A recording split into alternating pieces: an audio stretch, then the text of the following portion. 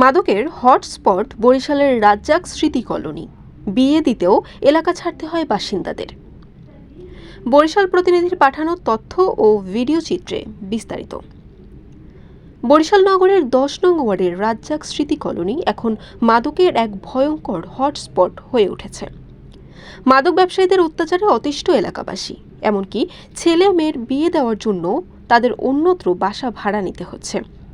ভয়াবহ এই চিত্র উঠে এসেছে মাদকদ্রব্য নিয়ন্ত্রণ অধিদপ্তরে আয়োজিত এক উঠান বৈঠকে। বৃহস্পতিবার বিকেলে কলোনির স্কুল মাঠ প্রাঙ্গণে মাদকদ্রব্যের অপব্যবহার রোধকল্পে সামাজিক আন্দোলন গড়ে তোলার লক্ষ্যে এই মাদক বিরোধী উঠান বৈঠক অনুষ্ঠিত হয়। উঠান বৈঠকে প্রধান অতিথি হিসেবে উপস্থিত মাদকদ্রব্য নিয়ন্ত্রণ অধিদপ্তর বরিশাল কার্যালয়ের উপপরিচালক মোহাম্মদ তানভীর হোসেন খান বলেন, আমরা একটি মাদকমুক্ত সমাজ চাই, কিন্তু আমার দুর্ভাগ্য যে এই এলাকার প্রতিটি স্থানেই মাদকের অভয়ারণ্য। ঘরে ঘরে প্রতিরোধ গড়ে তোলা না গেলে মাদক নির্মূল করা সম্ভব নয়। বৈঠকে স্থানীয় বাসিন্দা রেশমা নামে এক নারী ক্ষোভের সাথে বলেন, কেডিসি কলোনি এখন বরিশালের মাদকের হটস্পট। মাদক ব্যবসায়ীরা এলাকাটা ধ্বংস করে ফেলছে। আমাদের আগামী প্রজন্ম মাদকের দিকে ঝুঁকে পড়ছে। তিনি এক বেদনাদায়ক অভিজ্ঞতা তুলে ধরে বলেন, কলোনির কোনো ছেলে মেয়ের বিয়ে দিতে হলে আমাদের এলাকার বাইরে যেতে হয়। কিছুদিন আগে কলোনির এক ছেলের বিয়ের জন্য মেয়ে পক্ষ এসেছিল। তখন মাদক ব্যবসায়ীরা তাদের বলেন, কয়টা লাগবে আপনাদের, মানে ইয়াবা।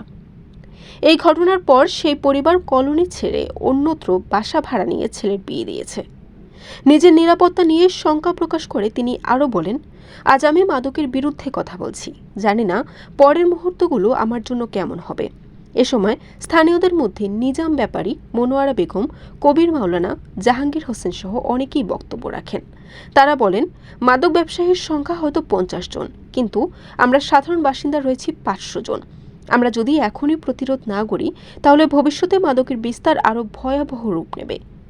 বৈঠকে অন্যদের মধ্যে উপস্থিত ছিলেন মাদকদ্রব্য নিয়ন্ত্রণ অধিদপ্তর বরিশাল কার্যালয়ের সহকারী প্রসিকিউটর আশিক ইকবাল রাব্বি সহ স্থানীয় গণ্যমান্য ব্যক্তিবর্গ ও সাধারণ বাসিন্দারা।